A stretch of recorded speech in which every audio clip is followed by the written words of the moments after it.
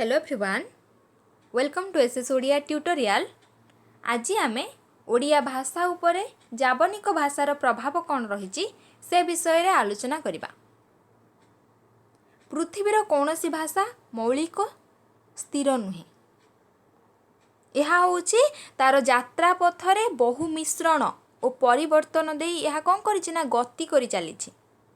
भाषा रे एही जो परिवर्तन रही ताहा मुख्यतः चारोटी कारणरू संघटित होता है। प्रथम कारण होची ध्वनिर लोप बा आगम। द्वितीय कारणटी होची अर्थर बा अर्थगत परिवर्तन। तृतीय रे रही शब्द बा शब्दांशर लोप। चतुर्थ रे नूतन आगम। कौनसी भाषार निजस्व परंपरा बाहरु कौनसी नूतन विभाग बा विन्यास ता माध्यम को आमदानी करागले से प्रक्रिया को कहा जाए आहरण।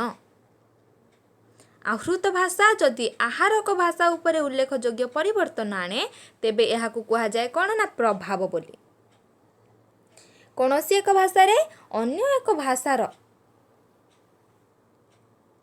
आहरण बा प्रभाव कथा जो कहा जाइछि सेही भाषार दूषण नुहे, यह होछि कौन भूषण। कारण कौन ना ये जो आहरक विभव को नहीं भाषा होता है समृद्धिशालिनी। जो भाषा एपरी आहरण को आदौ स्वागत करे नहीं से भाषा होची स्थिर और अचल हो जाए, ता क्रमशः मृत हो जाए बोली आधुनिक भाषाविद मानकर मत देइछन्ति। जदि आमे सही दृष्टि देखिबा ताहले जो संस्कृत भाषा रहिछि यह होची विश्वर एक बलिष्ठ भाषा, किंतु आधुनिक भाषाविद माने ए संस्कृत भाषा को मृत भाषा बोली कहती।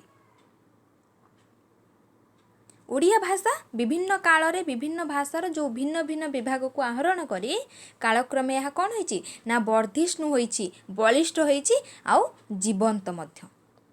संस्कृत हेउछि यार जननी, अपभ्रंश भाषा यार अग्रता हेउछि, किंतु ए जो केवल ओडिया होची केवल संस्कृत सर्वस्व नुहे।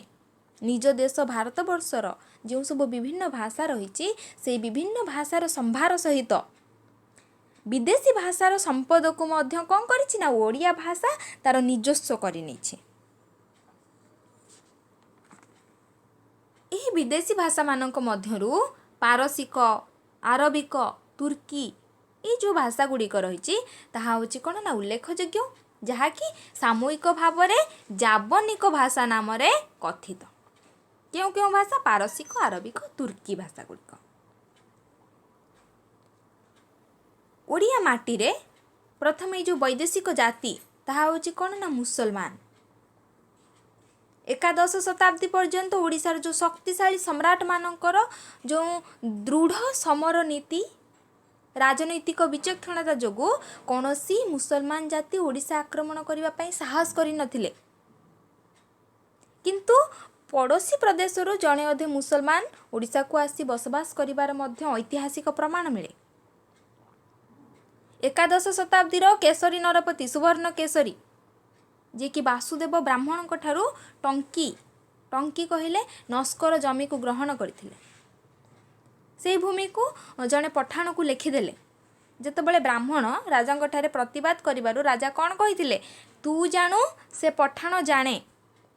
ये जो वाक्यटी एथिरे कौन प्रमाणित होची ना जड़े अधे मुसलमान सेतबेलकु ओडिशार बासिंदार मध्य होई गलेनी। ये जो पठाण शब्दटी यह होची एक जावनिक शब्द।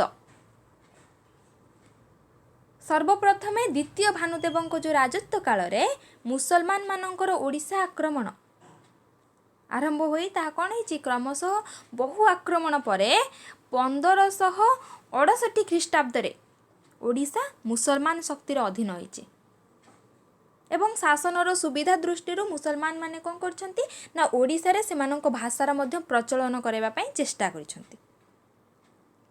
ओडिशा रे जो ब्रिटिश राजत्व पर्यंत एपरिकी 1843 ख्रीष्टाब्द पर्यंत पारसिक भाषा जे कि ओडिशार सरकारी भाषा रूपे माने प्रचलित थिला। ओडिशा रे मुसलमान राजत्व पूर्वरु आमे जो देखिबा ताहेले प्राचीन ओडिया अभिलेख और ता सहित प्राचीन साहित्यिक मानकर आमे सेथिरे जावनिक शब्दर मध्य व्यवहार देखिबाकू पाऊ। जेपरिक चपरासी, सुल्तान, तियारी, मद ये होचंती जावनिक शब्द। ओडिया भाषा रे प्रचलित जावनिक शब्द गुड़ी को विभिन्न आधार रे विभक्त करा जाय पारे, यथा प्रशासनिक आधार, धर्मीय आधार, वाणिज्यिक आधार। प्रथमे आमे देखिबा प्रशासनिक आधार। एही प्रशासनिक आधार को तीन भाग रे विभक्त करा जायछि, विचार विभाग, राजस्व विभाग, निरापत्ता विभाग। विचार विभाग रे जो सब जावनिक शब्द ओडिया भाषा उपरे प्रभाव विस्तार करिछि सेगुड़ी को कौन कौन? आईन, अकोसनाम, अदालत, अरजी, आसामी ये सब शब्द गुड़िक होउछि विचार विभाग रे ये जो जावनिक शब्द गुड़िक कौन करिछि ना विस्तार लाभ करिछि। तापरे राजस्व विभाग, ये विभाग रे जो सब जावनिक शब्द ओडिया भाषा को परिपुष्ट करिछि सेगुड़िक होउछि कौन ना अबकारी, अदल बदल, अमानत, अमीन, असरफी, असरफी कहले टंका पैसा, असूल, कबचा, करज, कानूनगो एहीपरि शब्द गुड़िक। तापर रही निरापत्ता विभाग।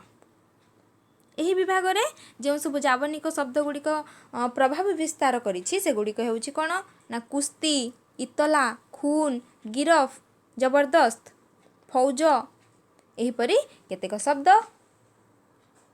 तापर द्वितीय पॉइंट रही धर्मीय आधार।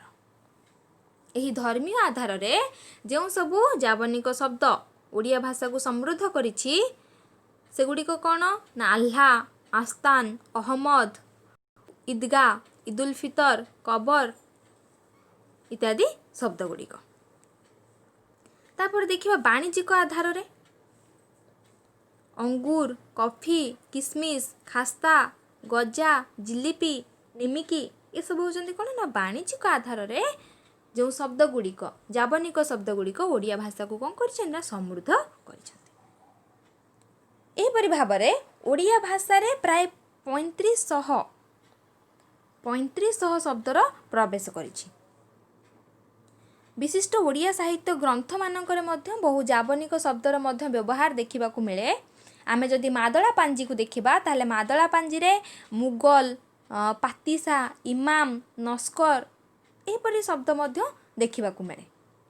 सेहीपरि भाव में सारला महाभारत रे तियारी, कलश 34 लिखाई फरमास, शून्य संहिता रे तुरक, प्रेम भक्ति ब्रह्मगीता रे गुमट, उपेन्द्र भंजकर विभिन्न काव्य रे मध्य अतलस, गुमान, शिकारी, अभिमन्यु सामंत सिंहारଙ୍କ काव्य रे बारूद, कागज, गुमान, तबला,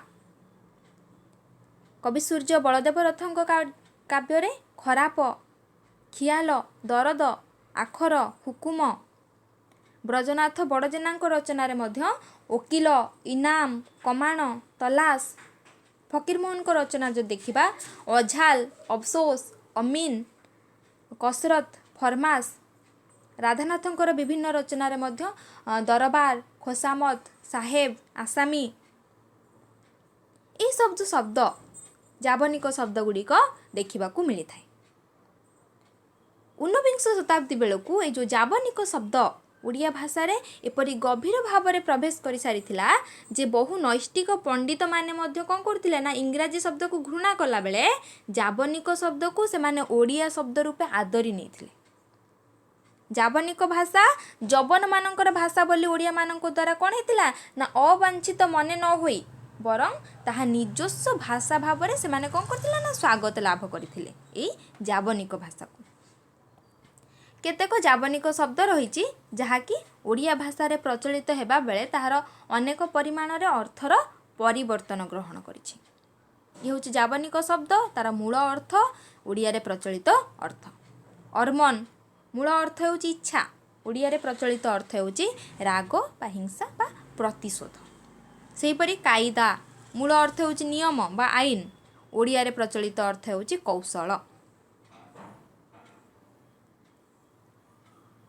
ओडिया व्याकरण को जब देखा ता उपरे जावनिक भाषार कौन उल्लेखयोग्य प्रभाव नाही, तथापि ओडिया भाषा रे जावनिक भाषार जो प्रभाव ता हूँ इंग्राजी भाषार प्रभाव ठारू बलिष्ठतर। अनेक समय अनेक जो जावनिक शब्द रही ताहा खांटी ओडिया शब्द भाव में प्रतिवाद होता है। अनेक जावनिक शब्द कौन कही ना पूर्णचंद्र भाषाकोश देशज शब्द भाव में गृहीत होती। जेपरी आमे पूर्वर आलोचना करथिले द्राविड़ भाषार प्रभाव ओडिया भाषार जेपरी क्षीर नीर संपर्क से भाव में ओडिया भाषा जावनिक शब्द मध्य क्षीर नीर परि मिश्रित यही मिश्रण होची कौन ना अविच्छेद्य। यह आम भाषा को करिछि सुंदर आउ समृद्ध मध्य। ए हेउछि ओडिया भाषा उपरे जावनिक भाषार प्रभाव विषय आलोचना। जदि आपण मानक भिडियोटी भल लगी थाए ताहले लाइक करंतु, फ्रेंड मानक सह शेयर करंतु एवं आम चैनल टी को सब्सक्राइब करंतु जहाँ फल कि प्रति भिडियोर नोटिफिकेशन आपण माने यथाशीघ्र पाई परिबे। Thank you.